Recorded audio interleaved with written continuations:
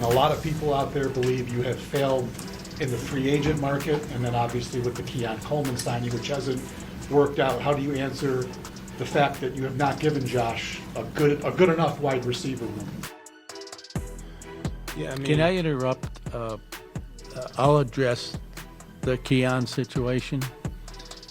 The coaching staff pushed to draft Keon.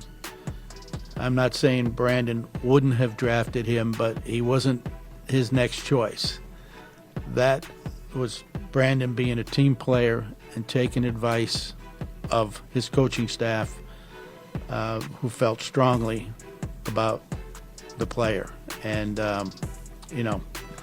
he's taken, for some reason, heat over it and not saying a word about it. But I'm here to tell you the true story. Terry Pegula interrupting the response from General Manager and President of Football Operations Brandon Beane to say that basically blame the coaching staff for Keon Coleman. It wasn't that blunt, but that was the message. Because that's one of the pressure points in the talent versus coaching. Because Keon Coleman, who was a healthy scratch multiple times in 2025, that's one of the, hey, did we screw this up from the standpoint of drafting him? Did we fail to develop him? And that all operates under the presumption, Chris, that Brandon Beane's the one that picked him. right. But he didn't pick him. Yeah. At least he didn't pick the way that Pegula characterized it. Beane wouldn't have picked him, but for the fact that the coaching staff advocated it. That's what he led us to believe. Right. And man, Keon Coleman's got to be wondering, what the hell did I do? Yeah. How'd I catch a stray today? Right. Well, I mean, yeah, that's kind of the lightning bolt part of this whole conversation. Again, is big time difference making type of football players. Did the Bills have enough of them to really be held to the football standard, the Super Bowl standard? And what I've argued is that the coach and especially the quarterback have put them there in that, but yet the meat and potatoes and the rest of the roster aren't worthy of Super Bowl winning type of roster, in my opinion. And yeah, Keon Coleman's just a jump off point of the bigger conversation. But as we, you look at all this and going back to what we said last segment and how things were handled, I mean, again, this is just where the dynamics of the organization and where Brandon Beane and how this looks, and then the way they handled the press conference, and now the owner sticking up for Brandon Beane and mistakes that he might have made and all of that. Man, they're not doing themselves any favor with any new guy who wants to become the next head coach that has options. Let me just say that.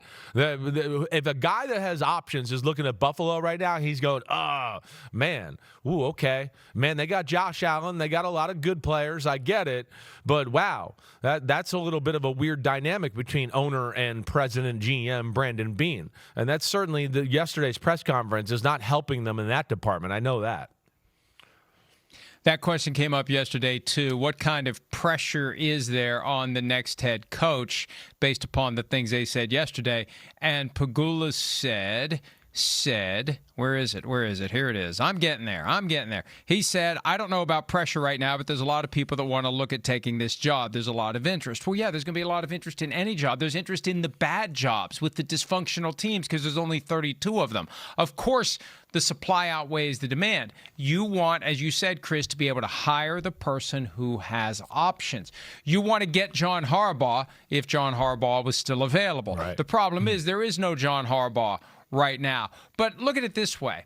And Mike Tomlin is not coaching this year. Period. Full stop. He's not coaching this year.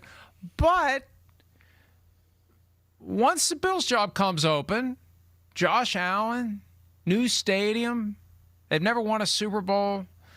Hey, maybe and then you watch that press conference like, nope, I'm good. Yeah, right. Right. I opt to not coach. That's one of my options. Well, and I'm going to opt to take it. Yeah, right. And then the problem is when you make comments like what Terry Pegula did in there in defending Brandon Beane is, hey, we have the Zapruder film, like the undoctored Zapruder film, so we can really see what happened here.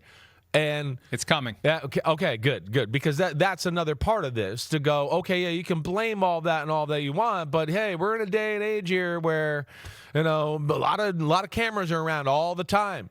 You sure you didn't put your name to that player before, right? I don't know. And of course, that's not a good look with how it unfolds. Hi, it's Mike Florio. Thanks for watching PFT on YouTube. Hit subscribe for the latest news and analysis from Pro Football Talk.